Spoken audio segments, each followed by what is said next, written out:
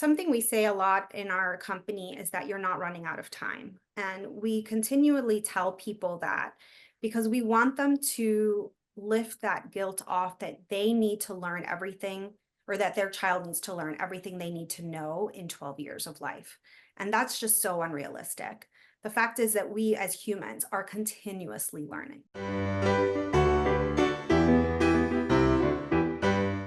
Afternoon, everyone. This is Gretchen Rowe for the Demme Learning Show. And today I have the privilege of having a wonderful conversation with two ladies that I have gotten to know.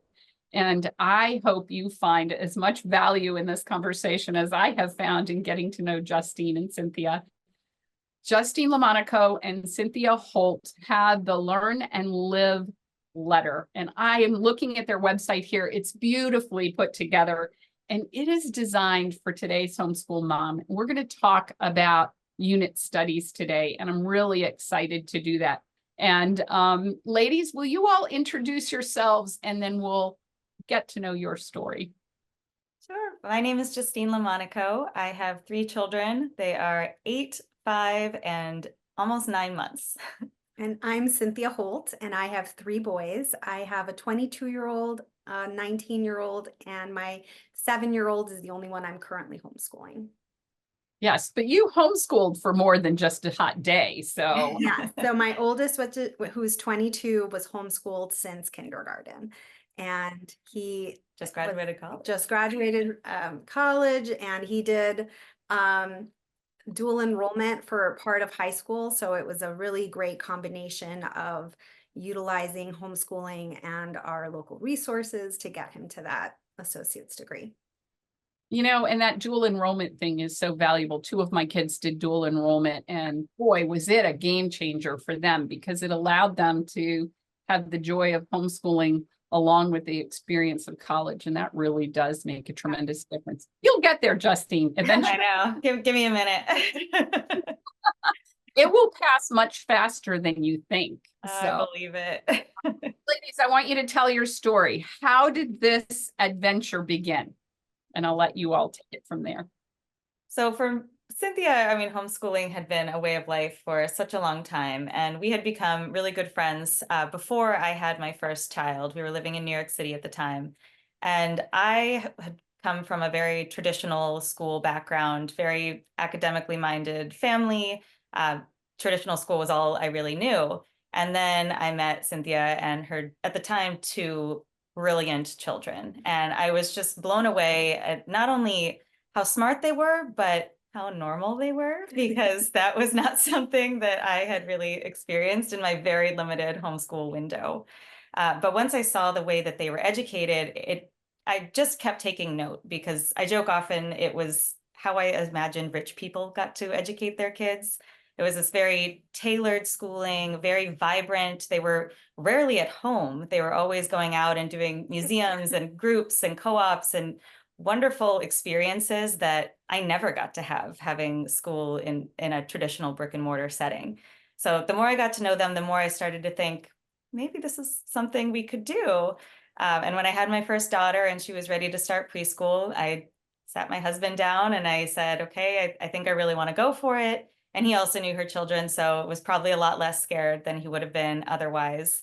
And we did preschool. We worked with a very simple play-based curriculum at the time, which was actually a unit study-based program. I just didn't really know that at the time. And I was still working and doing that. So it was a busy time. And then 2020 hit. And with that came the COVID pandemic. And so many of my coworkers were suddenly homeschooling and terrified about that. And in our Slack chats, there was a lot of freaking out. And I had the blessing of starting homeschooling with Cynthia on my side. So I always had this voice in my ear telling me, it's not as scary as you think. You are perfectly capable of doing this. Look how simple it is. I can show you. And I tried to be that voice to my coworkers. And so one day I started putting together what I know now were unit studies, which were just 5 activities based around math, science, geography, art, and something movement based with a theme. So one week it was oceans, one week it was the zoo. And I would send it to them and say, just do this. Just do one of these a day. by the end of the week, you've done everything and you don't have to stress. And Cynthia had been saying for years, when we do our own curriculum, when we do our own curriculum. And I would always kind of laugh her off and say, sure, when I also have 18 years of homeschooling, we will sit down and we'll do our own curriculum.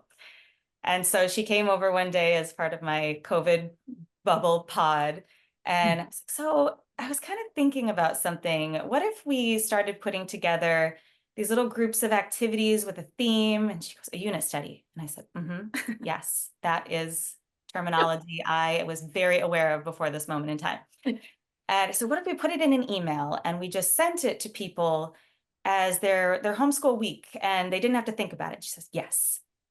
I said, okay. And like, what if we sold it as like a membership or a subscription and then they would come to us and we would provide it? Yes. I said, okay. And what if we called it the Learn and Live Letter? Because we believe learning and life should flow. Yes. And I was like, okay, so should I buy a domain name? She said, yes. And literally 2 months later, we launched our company. And we started with one level at the time, which was our kindergarten, essentially, curriculum. It became a literature and play-based unit study program, all hands-on and project-based activities with themes that were really engaging to children in the 3 to 5 age range. And now we are going on 5 years of our company, and we have 4 levels. We now have activities for children ages 3 to 12. And we've broadened the themes that we offer, and we are now folding in even more education for the parent teaching the lessons, because that was also very important to us, that homeschooling should not be scary, should not be overwhelming, and you have everything that you need to teach your child. We just want to be there to support and empower you along the way. I love that being able to support and empower you along the way is huge. And so, Cynthia, you had all this and you made it look so easy for Justine, but what made you decide to homeschool? Because you just told me your 22-year-old was homeschooled from kindergarten on. So Yeah. that was, I mean, 20 years ago to make that decision, 18 years ago, that was a little bit out of the norm. It was. We sent him to preschool and I just wasn't really thrilled with just some of the rules of the school. So, sending him to school sick was expected. And I was like, well, no, he's sick. Like, I'm just gonna keep him home. At the time he had some food allergies, and I felt like even though preschool was only like 2 or 3 hours, there was like 2 meals built into the time. And I was like, that's a lot of snacking. And that just didn't fit with my philosophy. So it just felt like it wasn't working with our life. And it felt very forced. I also had a second child that was only 2.5 years younger. And I felt like his life was now revolving around the school schedule and he wasn't even in school. So it just didn't feel like it was fitting our lifestyle. And at the time, I didn't really think I was going to homeschool for a long time. I thought I'm just going to homeschool in kindergarten and I'm going to just try to apply to some of the charter schools that were opening up at the time. And I was like, maybe by the time he's in first grade, it'll work in our life a little better. So kindergarten was very much an experiment. It wasn't supposed to happen. And also, I didn't know anyone who homeschooled. And I assumed a lot of the myths that I had heard were true. And so I started joining groups in my community. And like Justine mentioned, we lived in New York City. So I was like, surely no one in New York City is homeschooling. Like that is not possible. And then I found this huge network of what I was like thinking, these must be all underground networks because this is a secret. A bunch of weirdos. It was like yeah, but no, it was amazing. I was so blown away by the people I was meeting. And I think that really helped me feel comfortable and confident because I was meeting so many people that were so open to telling me their stories. And everybody comes into the homeschooling community for a different reason, but if you're willing to learn from your peers, I feel like it really builds you as a homeschooler. And that's what I tried to do that first year, was just learn as much as I could about how people homeschooled, the different ways that they were doing it. I joined every field trip I could. I joined a lot of the free programming that was available in New York City through their museums and their parks department. And I was just blown away by all the activities that we could do. And then honestly, like a lot of our unit studies are built around those initial few years that we spent going to zoo schools at the Bronx Zoo, going to the Met galleries. We did a program at the Metropolitan Museum of Art called Start with Art. And every one of our units includes an art piece because of those lessons that my kids took at the Met.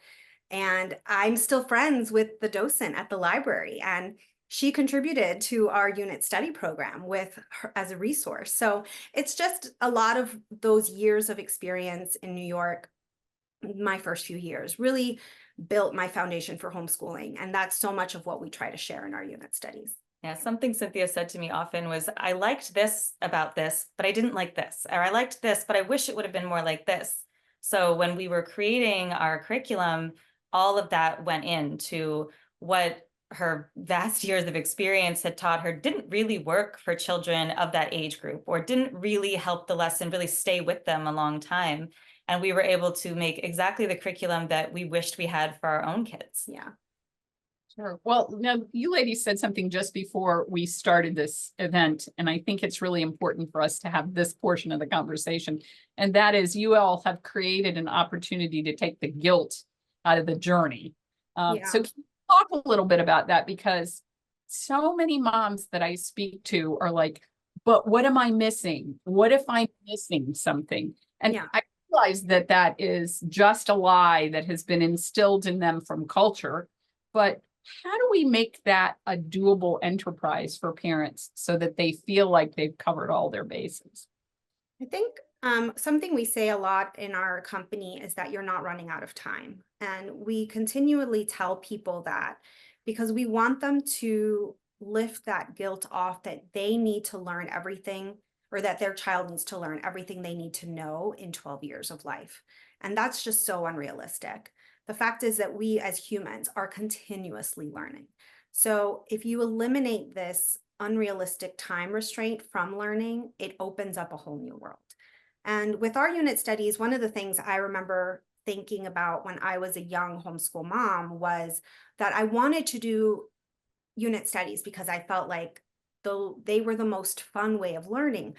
But I also had to do a writing program because they needed to learn how to write in this very particular way. And everybody says you have to practice writing every single day or else you're not going to learn to write.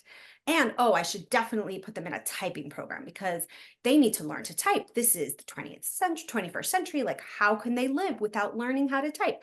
Oh, and obviously they need to do like math every single day, because if you don't do it every single day, then you're not going to learn it. And let's not forget that you need to do spelling and you have to do creative writing. That is not an option. Like, you have to write. So like all of a sudden I started giving myself all of these rules that I had absorbed from, well-meaning society and people around me. Sometimes. But at the end of the day, I was like, I don't have enough time to do all of these things and also be authentic to my homeschool. And so what we just try to, the messaging over and over is that you are not running out of time. I think we all have the misapprehension that if we do it just right, our kids won't have any gaps. Right. Every kid has gaps. Yeah, my kids still don't know how to type it. Even the 22-year-old who graduated college with A's cannot type.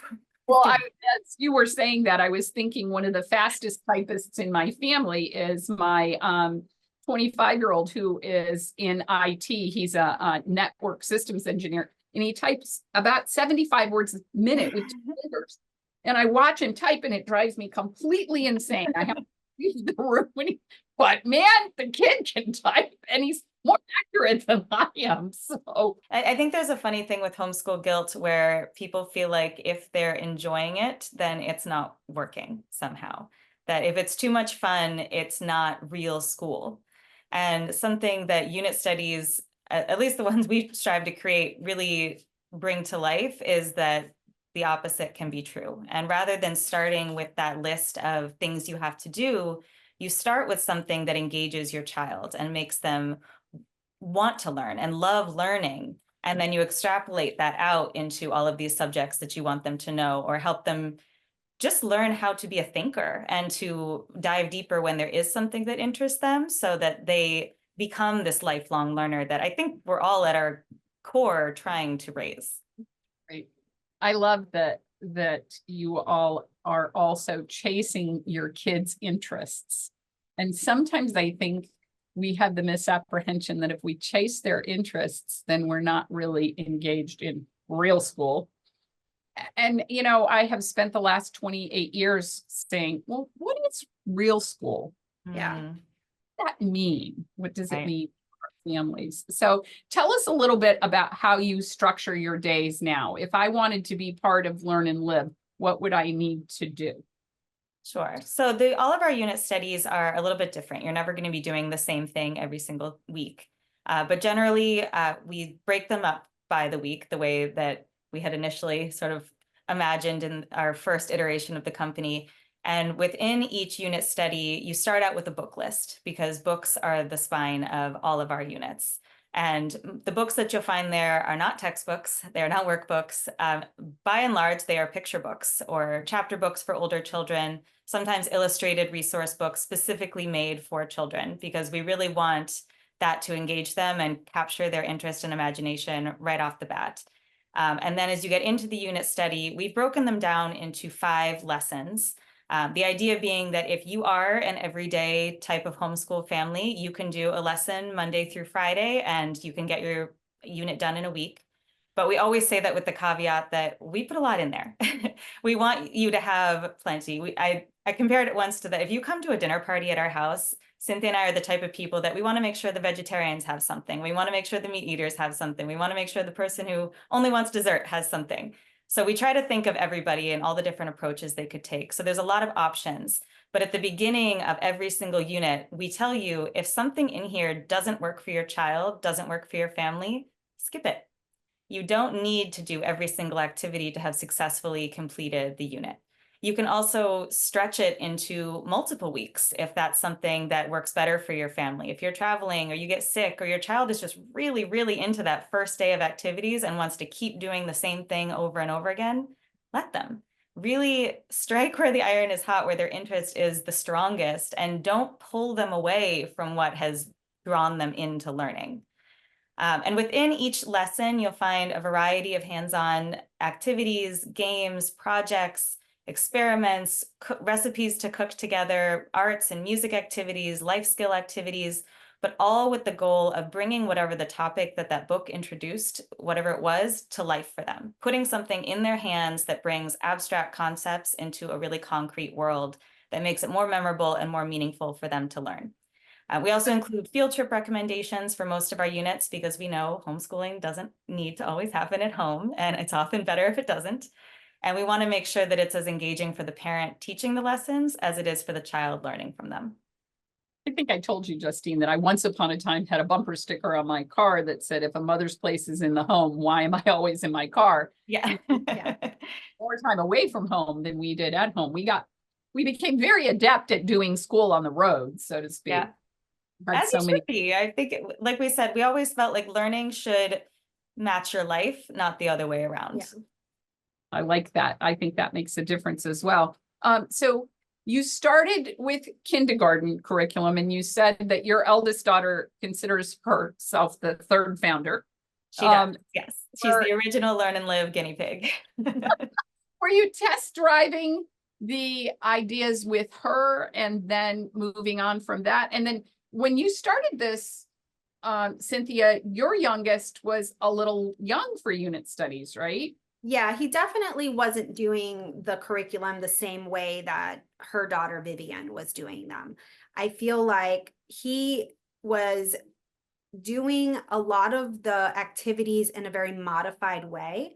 And as we developed our company, we realized that there were probably a lot more families in that situation where they had maybe like that 5-year-old that was ready to start, being in more formal lessons, but they may have a younger sibling that wanted to play along. So I feel like having Noah do the lessons helped us develop the the modifications. And I think her younger daughter did also develop those modifications where it was coming in with a younger sibling who maybe wanted more sensory development. And I think also because hers are daughters, obviously her children are daughters, and I have sons, coming from that different perspective also really helped shape the unit lesson, because there were some lessons that my son was more drawn to than her daughters. And then also their strengths, like every other person, are very different. And I thought that also brought some variety into the unit study, where, my son just naturally is more inclined to numbers and counting, and he just loves that technical side. And her daughter is so artistic and so creative, and the storytelling that she does is just amazing. So again, I think it just brings this variety where it's like, if you have these types of different children in your family, I think you're going to be able to pick out which activities your children are naturally more drawn to. Yeah, so many times when we would be writing the units, we wrote them separately most of the time. We would kind of divide and conquer the levels, but we would see each other and be like, I just wrote an activity that Noah's gonna die for. And she'd be like, I just wrote something that I think Libby's gonna love when she gets to level 3. Yeah. And I think having these two very different children kind of be our inspirations really helped us create something that can work for so many different types of children. Yeah. And the modifications that she mentioned are something that we actually physically put into the units. So whenever we would be doing something with one of the older children and the younger sibling would be tagging along, if we came up with something on the fly that worked for them and helped them feel involved, we would write that into the unit, because the majority of our members have more than one child and they want to be learning together, not only because it's more fun, but it also helps the parents' sanity to not have to be doing so many different tracks. And even as we were developing the multiple levels, we have a lot of crossover units that will work in level 3 and level 1, or level 1 and level 2 plus and level 3. So if you have children in multiple levels, which you get access to with just one membership, you get all the levels, you can learn together. Oh, that's wonderful. My sister only had boys. She had 3 boys. I had 3 of each, and I'm basically an only child because we're 18 years apart in age. Wow. And she always said there's no difference between boys and girls except how you socialize them. And I beg to differ. I was gonna say, I don't know. Wild amount of difference between boys and girls. So I think this is wonderful that you all had the ability to see the world through each other's children's eyes. Yeah. To be able to see what worked and how that worked well together. So tell me a little bit more about the subscription then. If I wanted to participate, how would I do that? And we're going to put your website in the show notes, so those who are watching this today will be able to go and explore some more there. But how often does a letter come to me? I think I heard you say weekly, but I want to make sure I understood that. So things have changed in the last 4 to 5 years as we've expanded. Now our memberships, we are sort of relaunching this August, but we have a year membership, which is 365 days of access to the units. One thing that is very different about our program is that all of the units themselves stay on our website. It's not something that you need to download or print 1,000 sheets of paper and keep organized. Everything lives on the website, and then you can download activity materials as needed, or you use the supply list that's included in each unit to know what types of hands-on materials you need. But once you have subscribed, you start getting monthly emails from us. That is a check-in around a topical homeschool challenge that a lot of people either have top of mind at that time of year, or like the homeschool slump that tends to hit in January is usually the theme of that newsletter. But starting in August, we are also including a special online course specifically for the grown-up teaching our unit studies. And the purpose of that is not only to help you make the most of your membership, to really know all the ins and outs of how it works and how we've seen people use it best over the last few years, but also going back to that homeschool empowerment and helping adults to sort of relearn and let go of maybe some biases about school and learning that they have internalized, often without realizing it, and start to think like a homeschooler. Yeah, it was really important to us that we supported the parent through the process. And for part of our company's history, a lot of that information was available to them on our blog, but we felt like it was hard for them to digest it all. They didn't know like what order to read things in or how to process it all. So the way our course is going to work is that they will get 16 weeks of emails that give them specific articles to read. And it just slowly gives them that information while they're homeschooling. So it doesn't feel all encompassing, all at once, overwhelming. It's not a million more things on your to-do list. Yeah, the way sometimes like I know like I love going to homeschool conventions, but you go and you get everything at once and like it only lasts you so long because then you start like running out of breath. So I feel like we wanted a fire hose too. Yeah. So.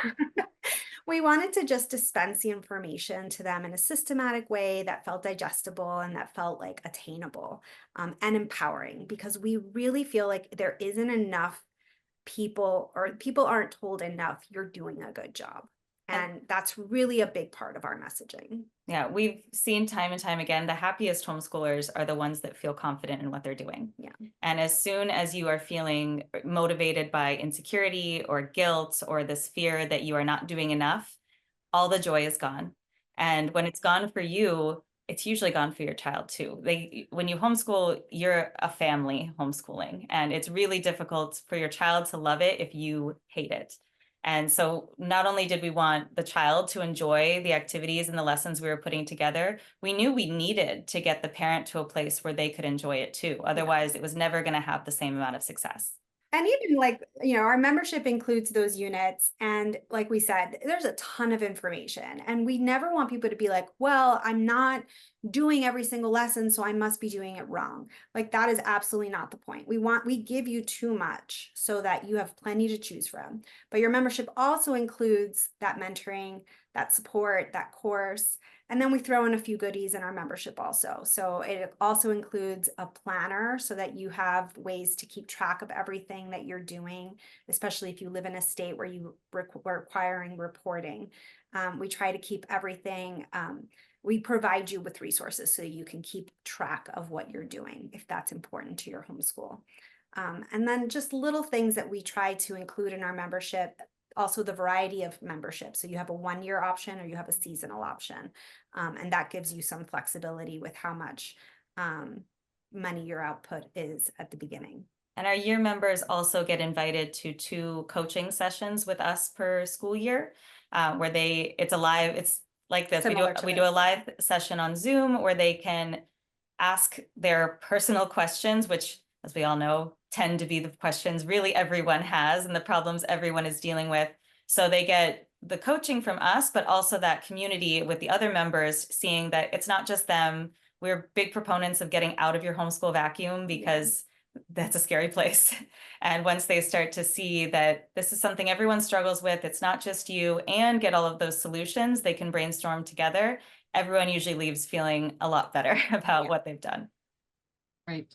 That's huge. And, you know, I'm grateful for having had the homeschool experience prior to the social media generation, because so often, you know, we see curated content in social media of somebody's best day, and we think, oh, what's wrong with us? And we're not realizing that we're only seeing snippets of their life. Life happens for all of us, like when your 2-year-old walks through the house with a 1-pound container of cornstarch and goes, oh, sounds like you've experienced that by experience. That doesn't sound so hypothetical. No, we had cornstarch on flat surfaces for about 3 months, but out of the parade she'd created. And they do grow up. She'll be 30 this month, so you let her live then. Yes. I just thought about it briefly, but tell me what your closing thoughts would be for our families who are listening today. I mean, we always say we want to bring joy back to learning. And so if that is something that you are looking for, unit studies are a great way to go about it. And we've written ours very intentionally to help you have that goal. We are also happy to be sharing a 10% off discount code for anybody listening if they would like to try out a year membership with us. I believe it's Learn and Live is the coupon code, but I will confirm that with you and we can include that. But in general, we're here for you. We're also very active on Instagram at Learn and Live Letter. We share a lot of encouraging, empowering advice, whether or not you decide to use our program. We love that to be a community where you can go for this type of support anytime. Wonderful. Cynthia? Yeah, we're just so excited to support homeschoolers, and I love working with them in our mentoring sessions. I'm just so excited to be able to communicate through the navigating the Learn and Live Letter course that we've just written. I feel very honored to have been helped when I got started, and just so grateful for the help that I got, that I think it's important that we give that back. Wonderful. You ladies, you can see why I was so excited to have the opportunity to spend an hour with these two ladies, because I thought what they are bringing to the table is something unique and amazing. And I hope you find it all to be the same as well. Ladies, thank you so much for your time. It has been my very great pleasure to spend this time with you all. Thank you all for joining us for the Demme Learning Show. We are so excited to have you here and to listen to these topics. We thank you for allowing us into your living room, and we look forward to being able to do that again. Be sure to rate, review, follow wherever you may be hearing this, especially if you really liked it. And we'll look forward to your joining us again soon. Take care, everyone. Thanks.